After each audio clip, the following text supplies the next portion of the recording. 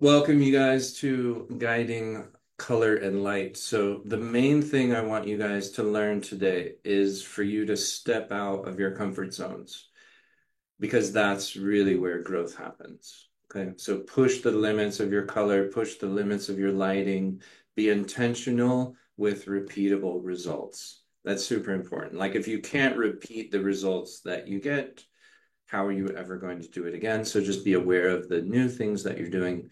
Okay, so these elements, color and light, are not a gimmick. They will certainly strengthen your artistic vision, right? So if I just have this example here, I have this little folder. I'm going to be going through all of these folders. I find that this photo is pretty boring, right?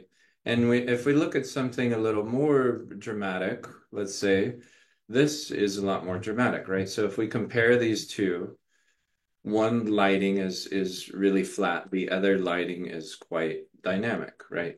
And if we even compared, well, let's just compare these two, right?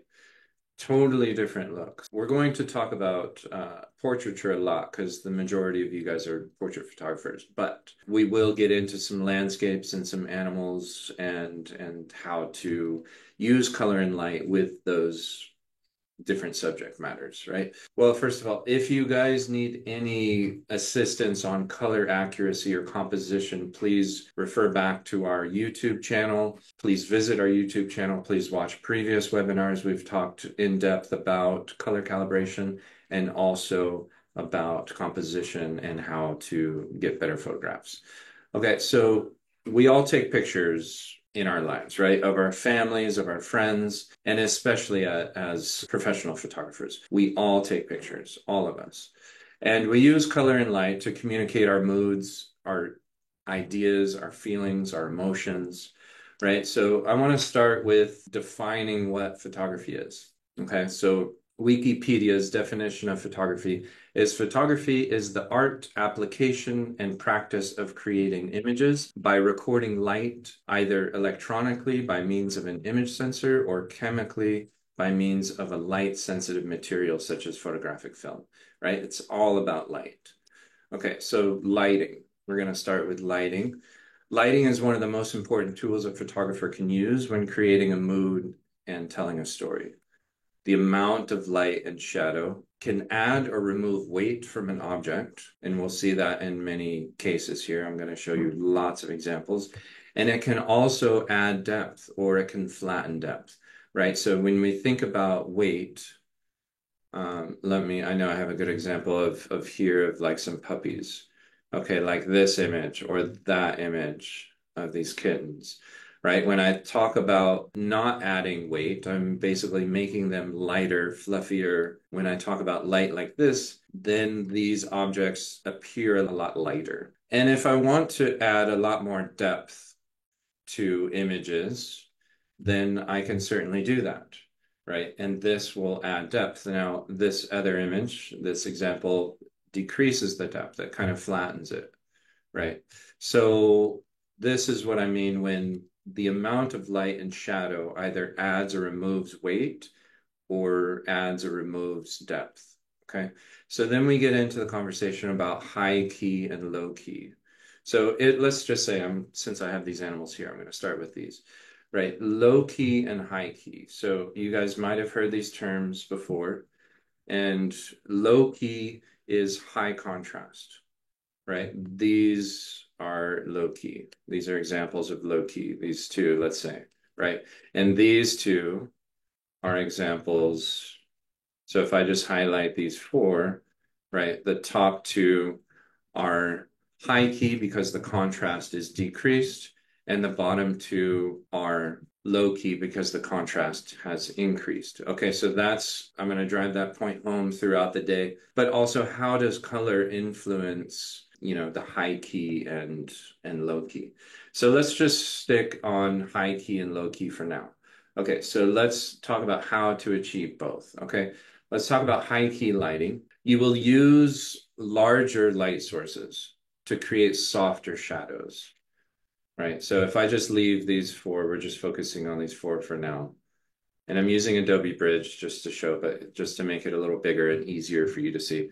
Here are the four images that we're talking about. And again, top two are high key, bottom two are low key. Okay. So high key images usually have lighter backgrounds. These images are used for food, beauty products, or like this, fluffy animals. They usually convey positive moods.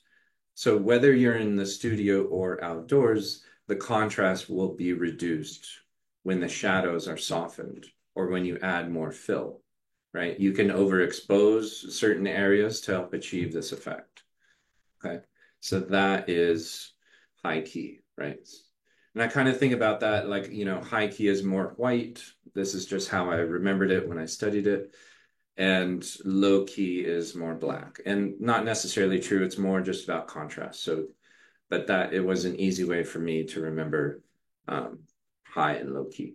Okay. So with low key lighting, the bottom two here, it's a dramatic look, right? It draws the viewer in. So film noir and Hollywood does it often. If you look at some dramatic whether they're videos or movies or digital shorts or whatever they are, like you will see if it's a dramatic scene, you will see that these will be low key, high contrast. Okay, it adds seriousness, it adds drama to the image. So if you're in the studio using strobes, you'll want to limit the ambient light or fill light. You'll want to control your light with darker backgrounds because those backgrounds will reflect less.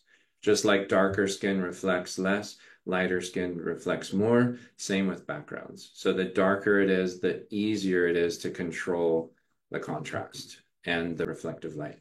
Okay, so you might need to do some post-processing to get the desired look, but nevertheless, that's high key and low key. So I want you to think about these things. I'm just going to like ask a few questions here, quite a lot of questions. So think about these things as we review these images. Okay, so in terms, and we'll go back and forth between light and color right now. I just have a list of questions that I'm just going to ask, and I want you to just ponder on these for a moment. So think about color. So if you selected a color, whether it's a background for an image, or you're shooting it for someone's living room, or you have to pick a certain jacket or a certain pair of pants to be in a certain tunnel or a certain hallway or a certain other interior space. How do those colors suit your concept? Okay. What does it communicate? What do those colors communicate when you selected those? So think about, are they complementary colors? And then if you know your color wheel, are those complementary colors? And how do those complementary colors, whether it's background, foreground, or shoes and hat, or whatever it is, right? Or maybe the child has a certain color, the dog has another color, or the mountain has a certain color and your foreground has a different color. How do those strengthen or weaken your image? How does light influence your photography? The idea you want to create, the mood you want to evoke, the vibe you want your viewer to feel, right? Because this evokes a very different feeling than this, right? Obviously, they're different dogs, but the amount of shadows or the flare that comes in behind, as opposed to maybe an early morning shot. Let's just take these two shots and I'll continue my questions. So say it's an overcast day, maybe it's wherever she is and wherever the dog, wherever they are on a shoreline and it's probably early morning, dusk or dawn, right? And that has a certain light to it on an overcast day. Now, if you don't have an overcast day at the same time, you might have some flare and it's backlit and all that kind of thing. And that's a whole different feel when you compare these two photos. So, what's the idea you want to create, the mood you want to evoke, the vibe you want the viewer to feel? Because early morning yoga to maybe a frisbee in the park at sunset is a totally different vibe, right? So just think about these things, or a little duckling kind of, or whatever this is, maybe some chick or something like on the side of the street, right? Or maybe a mama going through the water at early sunrise. Maybe this is a sunrise shot. So very different than this. Not only is it, multiples and that kind of thing, but if you compare the light, and this is just a black and white photo, but let's compare, some pairs or something um, to them, right? Where's the horizon line? Where's the color? Where's the focus? Very different things, right? So the top photo, they're looking right at us. The bottom photo, they're looking away. What does that say? All these kinds of things. And when I explain all these things, I think one thing to keep in mind is photography is kind of like a combination of everything, right? It's the light, it's the color, it's the composition, it's the lens choice, it's the exposure, it's the post-production, it's the subject matter. All of these things will influence to actually create a look and feel and a mood, right? This is very similar perhaps to this. Nevertheless, the bottom one has a lot more color, and the bottom one is a lot more similar to this, I would say, and maybe this feel and maybe that feel, right? So think about shadows. Where are those shadows? And we'll talk about shadows in a second. But what about light sources, right? If we went back to our boring and dramatic uh, folder, how many lights is this? Most likely it's two, right? You have one behind him and you have one in front of him, and really nothing maybe from camera towards him, right? Or maybe it's just a little reflector card just so it's not so dark here, but two big light sources, opposing directions, and lighting him that way, right? How many lights do you need for a good portrait, right? If we went to this one, you can see that you can see the catch light in the eyes, right? You just have one big, looks like a softbox right here, right? And it's probably, and I bet there is one off to the side behind that you can't really see, right? But you have one big one here, and then to get this dramatic light off to the side, then you have another one, but it's not in the catch light. So how many lights do you need for a nice portrait? What if the portrait is outside? What if you have a nice window light? Do you need any other fill? In this case, probably not, right? It really depends on the direction of the light. So when we talk about, well, we'll talk about black and whites, but think about, do you need deep blacks, especially when you have a high key, a low contrast image? Do you need your deep blacks? And we'll see a lot in our flare folder. We'll get into that in a bit. So what about the background color? How does that influence? What about sepia? Does anyone do that anymore? Right? There's so many different ways we could go with color. And when we accentuate maybe the texture of someone's face, if we lit the face more like this, we're comparing a woman to a man, right? So side lit, this is split lighting. We'll talk about lighting patterns. And then this is more of a 3/4 pattern, right? And you see a lot more texture here than you do here, but that's also because she's older. You also see that it's a lot more closer up. So, but how does that compare to, say, more of a flat lighting like this? You can see that in her catch lights in her eyes. You have two little catch lights over here, maybe a couple windows, and that's what's lighting. So pretty flat lighting compared to this, and you're going to have a lot less texture. So do you want more texture? Do you want less texture? And think about mountains too. If you're shooting on an overcast day, do you really want to accentuate the shadows within the trees and the contours of the mountains, just like someone's face? Do you want to accentuate the contours of someone's face? Usually in men, a little more so than women, just because men have a little more of a rougher look, like this guy, let's say, than, say, maybe that woman who is right here, right? So you might want her to be a little softer compared to him, who might be a little more rugged. Maybe that's the look you're going for. So then what is the lighting that would fit best in order to convey your idea. So all of these and I could go on with all these questions, but let's get into really a lot of photographs here. So let's talk about alternative lighting. Okay, so these images here, and I can just kind of make these thumbnails a little bigger and we can just have them off to the side, maybe like that. Okay. Hopefully you guys are able to see these well.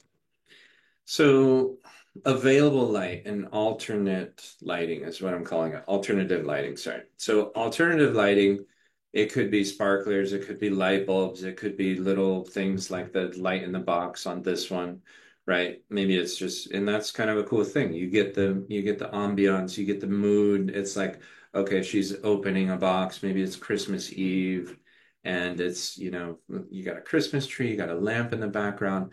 She's completely lit from, and it's either a flash or some sort of light source within the box. So kind of a cool shot, right? So that is, then you think about color balance, right? So if I were to get, and let me just get I got a couple of things over here. So if you have one of these, right, you have your color checker or you have your gray card.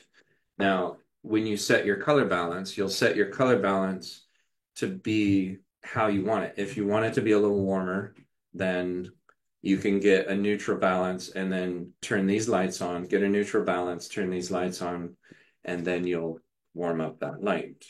Same thing here. You can always take your color checker or your gray card into the shot, get a white balance from there, and then warm it up to your liking. So again, available light, candle light, you get some cool effects, just like maybe a sunset shot, and use the available light because you can make this background go completely black, but maybe they're in Greece or somewhere and you want to have that horizon line, that blue behind them, and that creates a whole lot more interest. Plus, your eye will go sort of lead you behind it and give you context.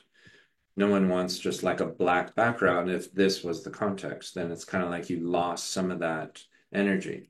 Okay, so lighting with flare. So a lot of these are backlit, right? And that's how you get this flare look. So depending on what you want to convey, you will use the light that is behind them and they'll be facing you.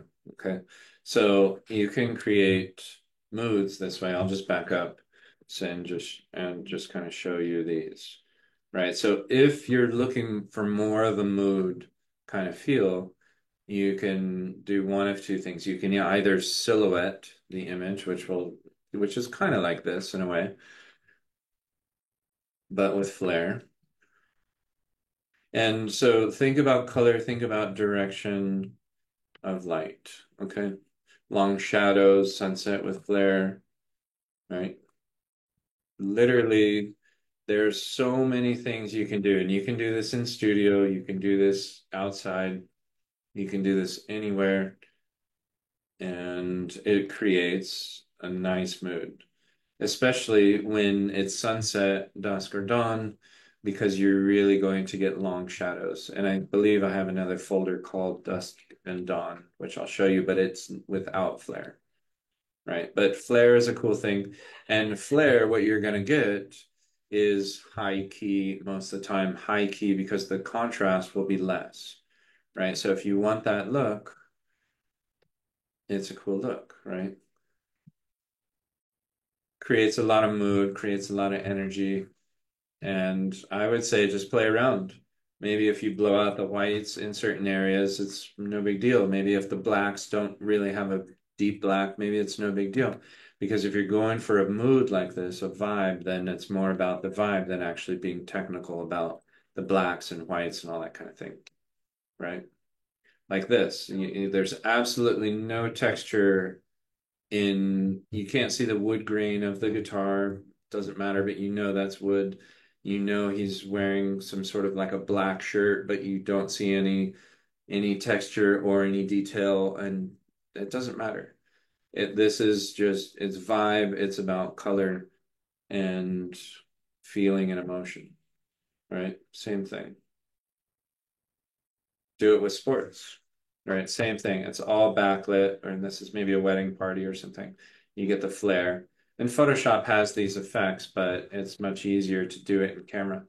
And if you have, maybe you're shooting a concert or something, you have a light source, just get some flare and do something cool. You can easily just cover, what I do is just cover my hand, just cover over the lens, and you'll block that light and you won't have any flare. But if you want the flare, go for it. Throw it in. It's cool. You can crop this and you wouldn't even see the flare, but it kind of adds a bit of, something interesting, another element. So this is flare. And I do want to get into lighting patterns when we talk about people. So backing up for a second and go back to people, then we'll get into some city and landscapes and stuff like that. But let's first talk about some lighting patterns. Okay, anytime you have, let's just start. I'll just start from here. Okay, anytime you have light from above that's going down and the shadow kind of goes into the mouth, I feel that I don't really like that look personally. So I would shorten the shadow of his nose a little bit, and that will be a better looking photo, in my opinion. Right. So we have loop, the lighting. So here's the lighting patterns. We have loop, split, and three quarters, right? So, or Rembrandt. Right, so this is split lighting. This is basically half of his face, and we're just talking about their faces. Half of their face is in shade, and half of their face is lit. Now you can be really dramatic, like this guy, right? He's got half of his face in shade with less fill compared to this guy. He's got a lot more fill on the shade side, on the shadow side compared to the light. So this is a lot more of high key, and this would be low key, right? So low key, high contrast. This is low contrast, and you see the difference because there's no real blacks in here. There's some deep blacks in here. So the distance between whites and blacks is a lot greater, hence high contrast, low key, right? So how much fill you want will determine the mood and the emotion that you want to evoke, right? And the sunglasses adds a little more effect. Now, this is whenever you have light that goes from the bottom up, it's going to look a lot scarier, right? And if you watch scary movies and that kind of thing, then you will see that they light things from the bottom up. It makes people look a lot scarier. Plus, if your perspective, and we talked about this in our composition webinar that you can find on YouTube, when you have a very low perspective, and when you're photographing people, it makes the people look a lot larger. So if the light source is also coming from below, then you can dramatize that effect, right? So in this case, this is what's happening. So here's another example of split lighting. This is Rembrandt. So this is a frontal image of a person with this little triangle here. Now, Rembrandt was a Dutch painter who used to always paint little sort of like triangles of light in their eyes. So it's a little bit under that bottom part right here, and it's just like this is a really large triangle. There's smaller triangles and all that kind of thing, and there's so many reasons why you'd want to do this, and it really depends on someone's face. This makes their face look more slender, and it still adds drama. So if you know Rembrandt's work, or just look up Rembrandt, Rembrandt, and so he just instinctively always painted these people. He liked it, and so we call this lighting pattern Rembrandt in photography. When he was around, photography didn't exist, but we photographers found that this is a very flattering lighting pattern. So this, let's say, is split lighting, but she's three quarters. So it does different things to your face. Plus, when you use split lighting, you're going to see a lot more texture. So me personally, if I want to accentuate the texture, I will use more of a side lit approach because I'm going to get the skin to have more texture, right? Whereas this is the opposite, right? This is very, even though it's backlit, it's still the whole entire sky is lit. It's also overcast, so very evenly lit. But this is what you call loop lighting. And the loop or butterfly lighting is this little tiny shadow, symmetrical shadow, right, on her face. So you can have this kind of lighting where her face is three quarters or profile, but this type of lighting is where this comes halfway in between where her nose ends and where her mouth begins. It should end technically right in the middle here. So that's called loop or butterfly lighting. So we'll see some examples of that. Here's another example of Rembrandt. And this is the same guy. Actually, and I don't think the light was moved at all, but you can see, and maybe I can make this a little more, make it easier to see. So you can see when when he's a little higher up, he can get that Rembrandt triangle in here. So there's a few lights in here, right? So you have 45 degrees behind him, 45 degrees behind him as well. You have this nice side lighting here. And this is used in sports, and I have an example here that we'll go through to show that. And when you do this lighting, it's much better on short hair or hair that's pulled back, because if your hair is over the ears, then since the light is behind these people, it would cast a shadow onto their face, and you're not going to have those nice highlights. But you get these highlights kind of around his whole shoulders and arms and back here, and even the ball and the bottom one, because the light is so far behind him. So it's a cool thing to do. You can try it. But then this lighting pattern, you get this triangle here, right? So loop, split, Rembrandt, and I think this is another version of split, pretty much. And with a little bit of fill over here, a little bit of flare, and that kind of thing. So those are lighting patterns. Now, reflections. Okay, well, actually, let's see, shadows. Let's talk about shadows.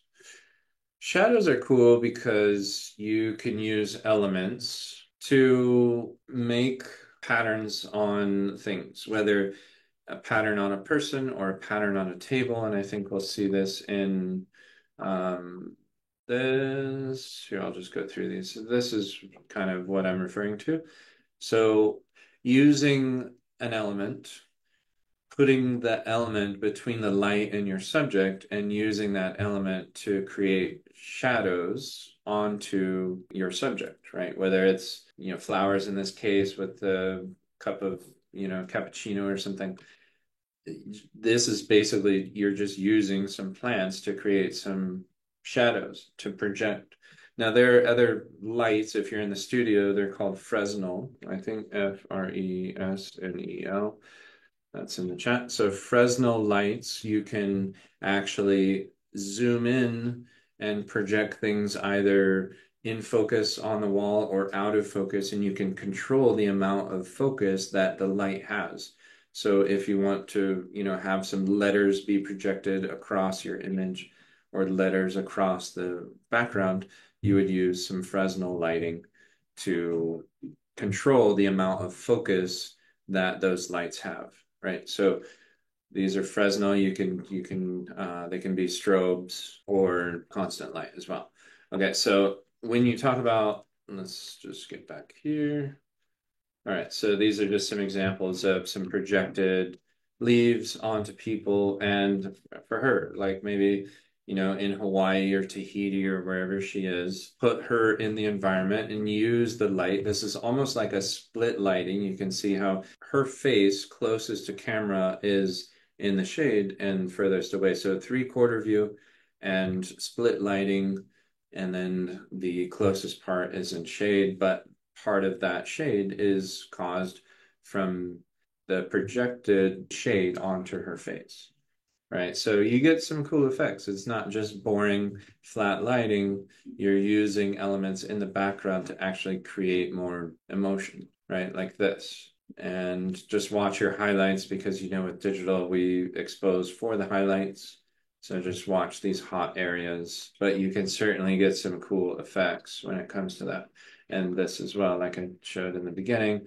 And or this guy, he's running across a bridge and during sundown or something, and it's in long shadows. So you're getting these nice lines across his hands, across his face, his neck. So you can use the elements in the environment to create mood. So, and the color as well, right? So this, oh, and I didn't talk about these other three. Okay, and hats, right? So if you have a hat that has these characters where light can shine through it, then these can actually be used to create a pattern, a design, and she can play with it, and it's a whole new design element, and this can be really cool, right? Black and white or color doesn't matter. You can do things, right? So if she was wearing however this is being done, whether it's a flag and it's used by strobe. But as you can see, this is kind of like loop lighting, which is that symmetrical shadow just underneath her nose. This is a little short one. The other one that we saw was a little long. But again, the typical, the most traditional is just halfway in between where the nose ends, where the mouth begins. The shadow technically to be loop lighting would be right here in the middle. But they're using some other flag to create some effect, and it just adds a little drama, just like this one, right? Brings attention to the eyes using that light, so flagging a little bit and just playing with it. So, question you ask yourself, is this high key or low key? Well, does it have a lot of contrast? Has a lot of black, has a lot of white. So it's high contrast, low key, right? Let's talk about cities. Let's get into this city folder I have. Okay, so black and white. So I have black and white people, black and white city. Let's start with black and white city. The cool thing about black and white, when you're photographing skies and it's kind of boring, put it in black and white because your sky is going to look better. Otherwise, it's just gray and then you have a bunch of color around. This photo wouldn't look as good in color, in my opinion. But I do remember one time I was traveling in Cuba, actually, and I was in a busy city, Santiago de Cuba. It was 2001, so I didn't have a digital camera yet. I was just shooting film, and I brought some black and white film, some color film. I was in Havana and I shot color film, and then I went to Santiago de Cuba and shot black and white film. Well, when I got back home, I looked at both rolls of film and my black and whites were so much better compared to my color. So I made the conclusion that with cities and certain skies and busy subjects like New York City, let's say, black and whites are really cool looking, really iconic. And Cuba, there's a bunch of just like wires, and they were so much more interesting to me. So make your own judgment, do black and white color now that you can do anything and you don't have to actually have a roll of film in your camera like I did back in the day. So think about what is important to you, right? What do you want to bring attention to, right? So in this case, high contrast, it's a low key photo, lots of design elements. There's no sky. So in color, this might not look as great. Maybe it was an overcast. Well, it's not overcast, but maybe the clouds weren't, maybe it just wasn't interesting at all in color, honestly. And black and white's really going to draw it out. So cities, in my opinion, look really cool in black and white. Just give it a shot, see what you think. And this is just some sort of shoreline shot or winter shot. And as well, talking about skies and think about winter in black and white. Just it's very easy to change everything from color to black and white. So just play with it and not be just push the limits. If you don't do a lot of black and white, do a little more. See what you think. Okay, so that is black and white cities. So people, black and white people. So most of these, except for these, right? These are high key. I'd say this is high key and this is more low key and everything else is low key as well. So, all right, let's start here. So think about those lighting patterns and the shadows of the nose. Like I said before, I prefer the shadows not going into the mouth, but you do have this nice triangle here, so I think this photo works. All right, so here's that little triangle, and it's a profile. So a smidge of that triangle, a lot more dramatic. And you can see the texture based on the direction of the light. When you talk about dusk and dawn, the closer that sun comes to the horizon, the more texture you're going to see on the ground, let's say. Think about the wall behind me. If I put a flashlight or something just right in front, all of those shadows and all the imperfections are just going to be flat, right? If I bring a flashlight and do like a profile along the wall, and shine it, I'm going to see all the imperfections and all the texture of that wall. So same thing with people's faces, same thing with horizons. Just think about this is almost like a loop lighting here and that little shade. So, right, you have the light just coming down over here. You have another light back over here. And we're going to talk a little bit about smoke and how to get some smoke and some dust and some dirt and that kind of thing. So I put this into my black and white people folder, but honestly, it could be in my other folder that's dust and dirt, which I'll show you in a sec, which is backlit. And that's the way to get smoke. So drama, lots of side lit images, and we'll get into our sports folder and show you. Okay. I know some of you guys might photograph babies. When you photograph babies, I'd say use constant light and not flash just to not scare them if you want a shot with them asleep or if they're just kind of halfway asleep, half awake. Just be sure to not startle them because otherwise you have another situation on your hands. And speaking about hands, yeah, just think about how the interaction of people, how the hands, if you like, how they come together. I'll finish my sentence. So, what I'm trying to say is sometimes when you say, oh, yeah, grab his hand, she grabs his hand and it looks really forced. A lot of times, what I'll say, okay, like, take your hands apart and put your hands together. And they will put their hands together differently. And if you like it, great. If you don't, just ask them to do that again and ask them over and over and over. At some point, it'll look natural. And we'll talk about this more in our upcoming webinar about the art of posing. Okay, so a little bit of flare, black and white looks cool. No real blacks, even though these are black and with no texture, it's so flared out that it's almost like solarized. It's a cool look. It's a good effect. But again, I don't feel that this is a gimmick. I feel that this is a mood. This is, fun. You got kids flying kites and having a blast, right? This is a good time. Okay. So we did all of these. Let's talk about, well, since I brought it up, let's talk about our dust and dirt. Okay, now if you're shooting an athlete, a dancer, or maybe a weightlifter, or even the tennis player that we had before, and if I could just grab that image, let's grab our image and throw that into that folder. Let's say dust and dirt. I'm going to put her into here. Dust and dirt, come on. Okay, now I should have her down there. Okay, now going back to this image, it's just maybe a smoke machine, or maybe it's some incense or some sage or however they got the smoke, right? Now, the way you see smoke is to have it backlit. So whenever you, just like the flare in those other photos where the sun was behind your subject, put the smoke in between your subject and the light. Same thing with dirt.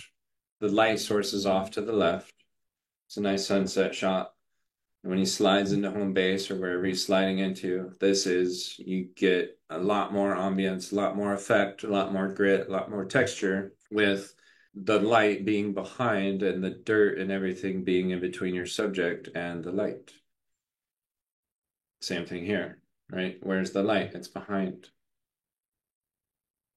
Same thing, right? So power lifters, any sport person that you want to have some sort of action shot, like dancers, let's say, right? And this some kind of smoke. You can either do smoke machines, you can rent smoke machines, you can buy smoke machines, you can just use incense, I've pretty much done lots of things. So you can use whatever you want, right? So this is a little excessive, but nevertheless, it's what they wanted and they got that effect, right? There's smoke bombs and there's all kinds of things you can use, but or you can have them throwing it. There's so many things, but lighting wise, it's always, your light is behind to get this effect because otherwise it's just going to flatten it. So this, especially, the only way you're going to get this is have that light either side lit or behind it or three quarters, but never in front.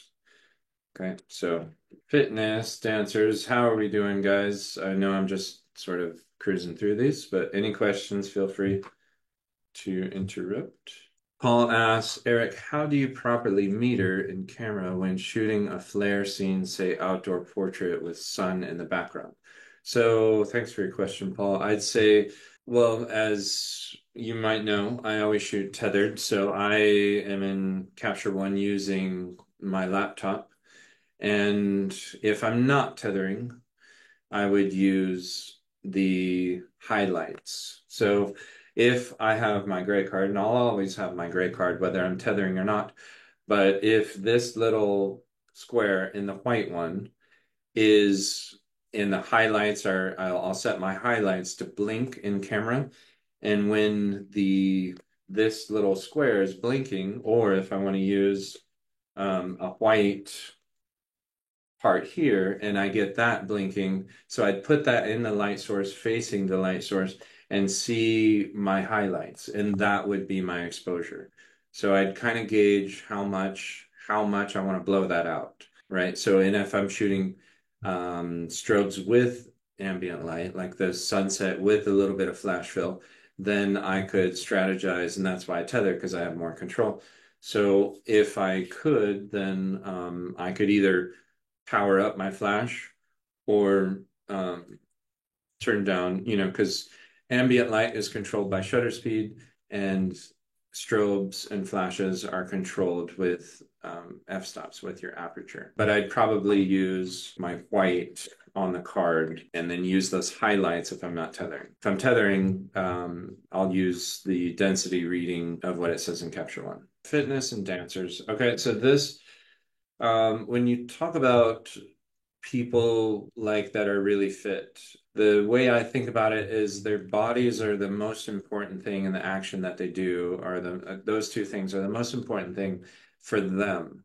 Now, for you, it's art. What do you want to convey, right? I see this art, and I see this as art as well, because he's literally sculpting his body. And when you look at like, David from Michelangelo or Moses from Michelangelo or anything from any sculpture from Michelangelo, let's say, or even, some old Roman sculptures, very sculpted bodies out of marble. And, how is this any different? I see it as just as artistic. So how do you light this? Well, just like we talked about before, it's not this frontal lighting, it's more of a side lit or even a backlit like this. And you're going to get more contours with that. Now, photographing darker skinned people, you're able to increase the amount of light because dark absorbs more, white reflects more. So I always liked photographing darker people because I could play with the light a lot more and do my low key, high contrast photos, which I enjoy doing. So, right, if you compare skins from this guy to our previous guy, this guy, his skin's going to reflect a lot more light than this guy, right? So, but they are very interested in their bodies, so it's important to get those contours and really show the shapes, right? So you have one light, probably 45 degrees or even more behind, and you have a similar light on the other side as well. And you get these nice highlights around the weights, around the forearms and the triceps and even the waist here and that kind of thing. And you'll always get these shadows in the middle. Now, if you don't like these shadows, that's a question of maybe you need more fill. But with these guys, the more sort of low key the photo is, the more drama, the bigger the muscles look and that kind of thing. So if you're photographing some bodybuilders or some athletes that are really fit, get them to do a few reps. I get them to, work out for, 5 minutes or something, just get a good pump, get their muscles kind of pumped up and then do some really dramatic lighting. This I just threw in there because I figured she's kind of a fitness person, and I wanted to sort of bring attention to some imperfections of her sweatshirt, right? With this type of side lighting, you get all of this texture. So just like with the previous guy, you get all of this texture, which you want. You might not want all of this texture in her sweatshirt. Beautiful lighting, great shot, nice composition, the whole thing. But maybe they should have ironed this, right? Because I don't feel that it really adds to the photo. And again, side light, long shadows. Look at all the shadows from the windows and that kind of thing. So, and Dancer as well, right? And this is almost like that loop lighting. You can see just a little shade here. The light's off to our left. There's a nice shadow down below. Beautiful shot. Okay, and then if you have a strobe or something, you want to do a multiple exposure and multiple pop of a flash. This is how you do it. And again, kind of a split lighting scenario, dramatic lighting as well. Okay, so this is some fitness dancers. I did want to look at some docs as well. And so if we compare, let's compare maybe these two, right? Let's just compare these two for a second. And when we talk about light, when we talk about color, look at the difference of mood that one scene has compared to the other, right? One's kind of high noon, maybe, or 2 o'clock, 3 o'clock. The other might be really early in the morning, right? And this kind of mood is really different once you start adding people, let's say maybe a father and child. Imagine what this image would look like with this lighting, with the lighting from below. That's really going to change the mood. Or even this lighting and the same shot, right?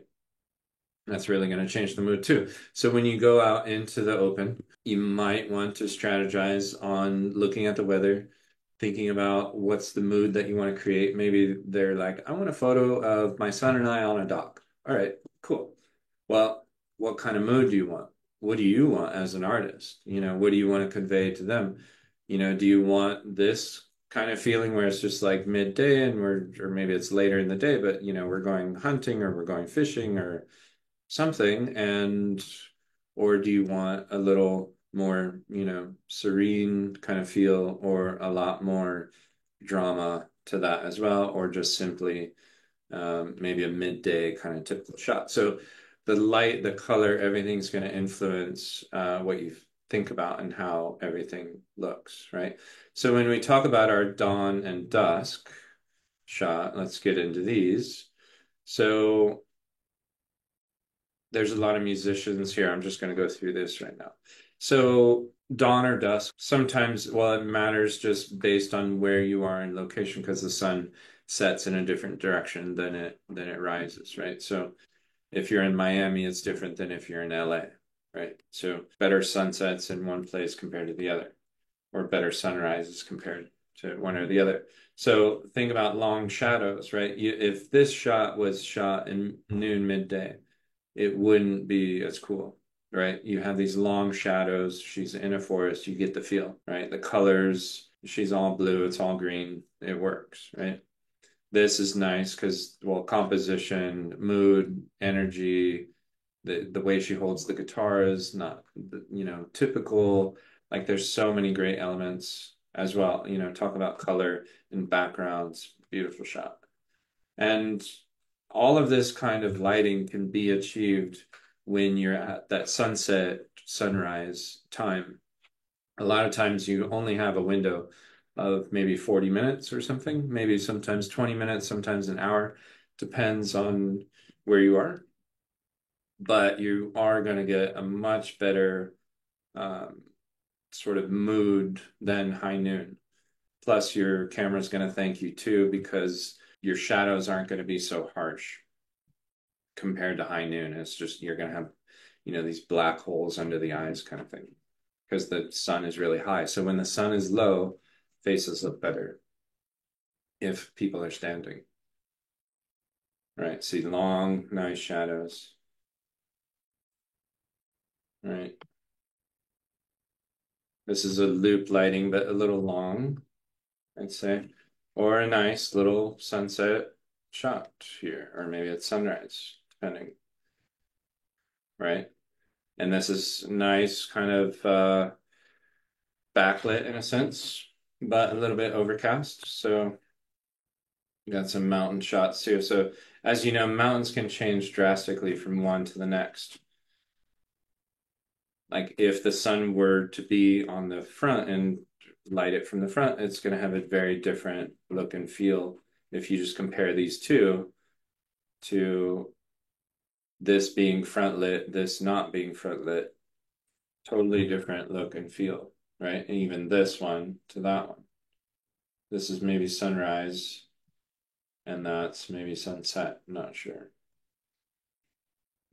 And this is basically the epitome of a nice sunset color, right? So that's kind of dusk and dawn. Let's talk about our sports people. All right, so sports, and anyone that has any questions, just feel free to go ahead and ask away. Again, just like our weightlifters and dancers and stuff like that, very directional light. I would say low key is kind of my preference, but to each his own, you can certainly do some higher key things. But again, very directional light, maybe limited fill, definitely controlling the ambient light, right? And using some nice bokeh here to really bring attention to the ball and that he's actually a basketball player and there's the basket behind him. And so when dealing with athletes and stuff, again, their actions and how they interact with the sport is really important. That's going to be the most important thing. So get them doing their action. If you know the sport, great. If you don't, I'd say do some research because maybe motocross, you're like, I've never photographed someone doing motocross. Look up and create maybe a folder of, 50 images of motocross. Maybe you've never photographed an ice skater. Well, you have Google, take some screenshots, create a sort of visual library for yourself. And that is something that I would highly recommend. I used to have a huge collection of magazines, and I would, if someone asked me to do a shot, I would certainly just go through all the magazines, try and just gain some inspiration. So if you've never photographed an ice skater, definitely look up a ton of images and see what you like. Maybe yeah, boxer, mountain climber, or rock climber, paintball shooter, all of these things. If you're not used to seeing this kind of imagery, do some research, create a visual library, and continue to look at the light. Really, be intentional with your light, be intentional with your vision, with your focus on what you want to communicate.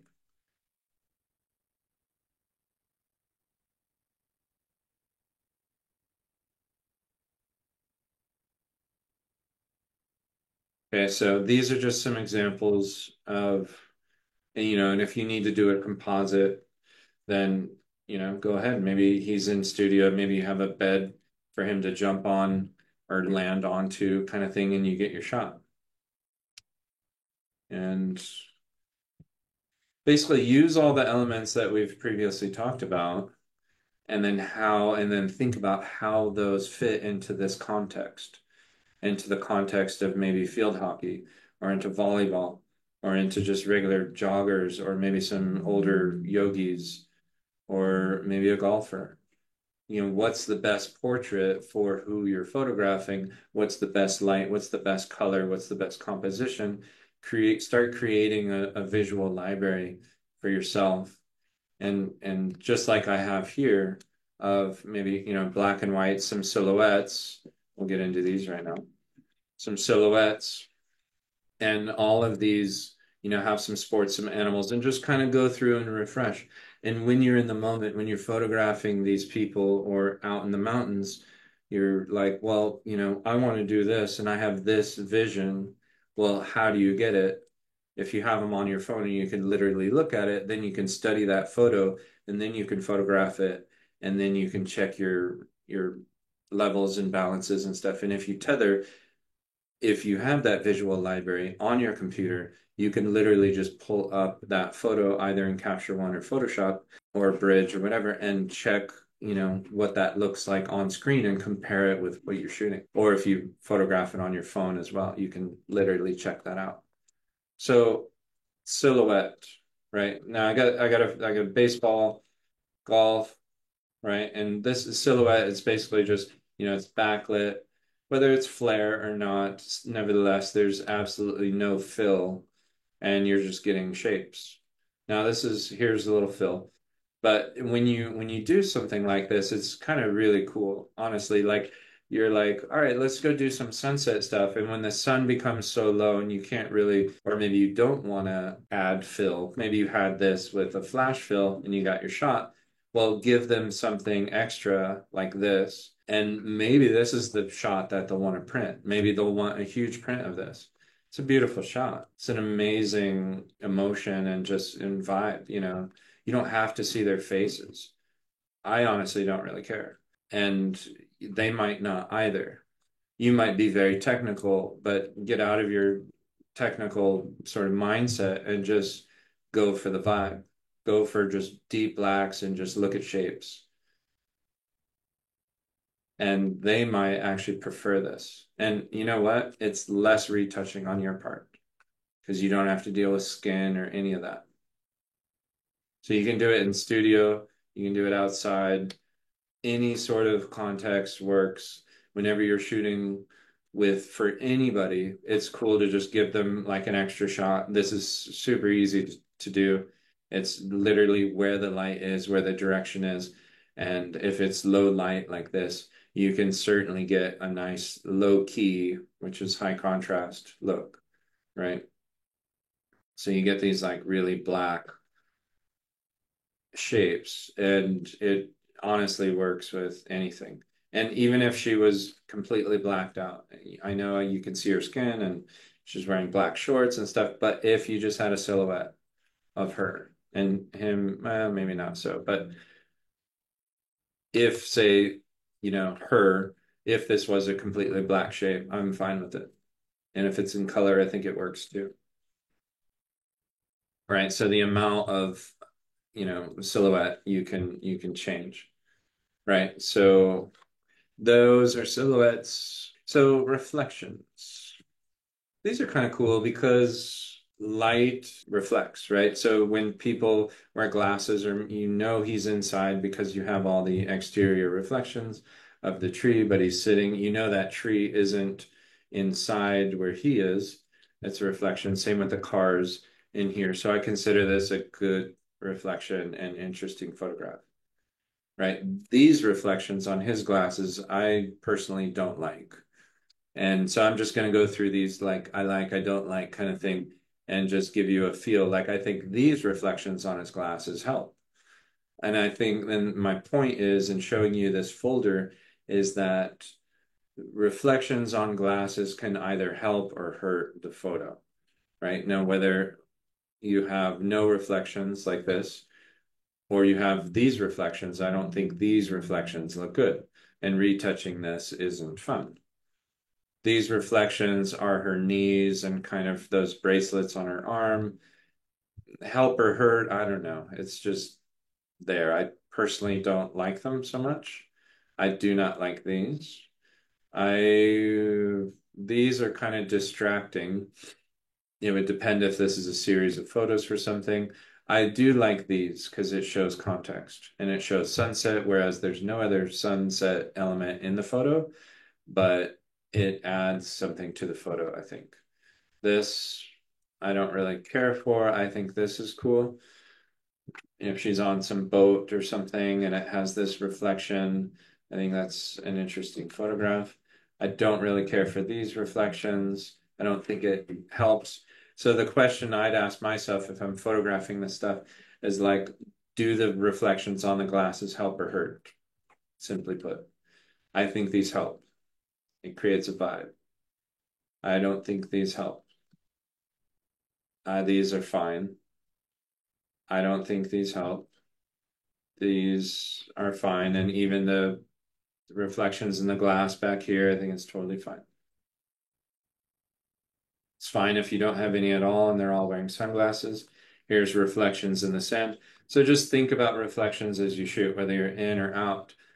Her book is being reflected in her eyes. Is that good or bad? It's up to you. I don't really mind these, but it's sort of, in a sense, distracting, but it kind of shows context. This is fine, and you can easily take out the glasses, or you can tilt the glasses down and bring the arms up. In women, it's easier to hide. We can talk about those. I don't really necessarily mind those. These are fine. That's good. That's good. These are probably fine as well. And more reflections in the water bottle. And now we're back to the beginning. But I think the most interesting ones are probably something like this. If you're really trying to create a mood, then use some color gels. And speaking of color gels, it's pretty much almost our last one, actually. So I'd be remiss if I didn't talk about color gels in a color webinar. So when you use color gels, what I do is I take my take my color checker, and what I do with that is I bring the color checker with the ambient light and I set the balance and then I leave these on. So I get a good balance and then I'll adjust it to work with these with that color balance. So these are just color gels, and I believe you guys know what these are, but if you don't, here's just one right here, right? So I have a color gel, which is, anything shining through this, you're going to get that color, right?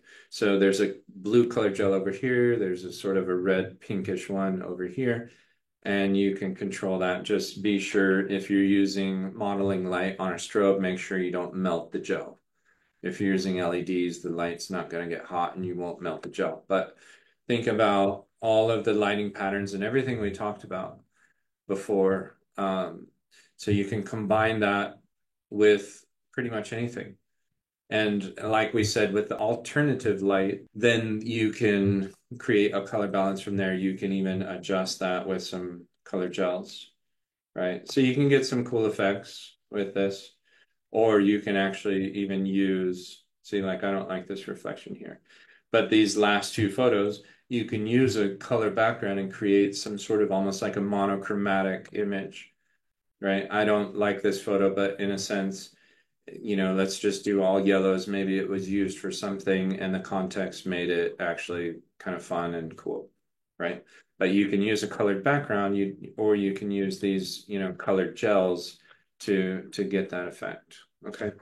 So that is pretty much, I believe we spoke about everything in here. And the last one that we didn't speak about is just kind of a overview of color, right? Think about color and how color is influencing your photo. Do you want muted colors? Do you want strong colors? Do you want to go into a colorful environment? Do you want that environment to influence her dress, her hair? Is it about the context of rain? And maybe you don't even need rain for that, but let's get the rain boots. Let's build the photo around the color. And this, of course, is the Northern Lights. And just think about color or the absence of it, like in this photo, right? Or light in the context. How does color influence this photograph? Quite a lot. And this as well. Okay, so I'm just going to stop the share. Are there any questions? Someone asked, why should you bounce light, or how can you bounce light? Should you bounce light off the ceiling, and how do you do that?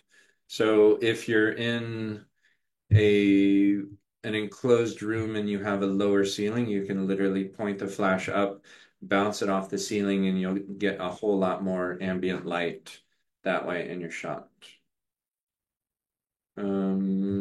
What else? How many lights are best for portraits?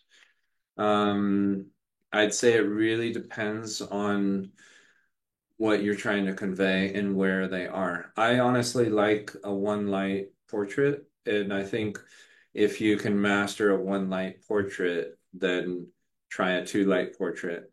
And sometimes it's really cool to get, 10 lights going, but I'd say really try to master that one light portrait, just a headshot, see what happens. Then you can start complicating things from there. If there aren't any more questions, thank you guys for joining, for attending, for listening, and go out and photograph some good stuff with using some of these techniques, light and color.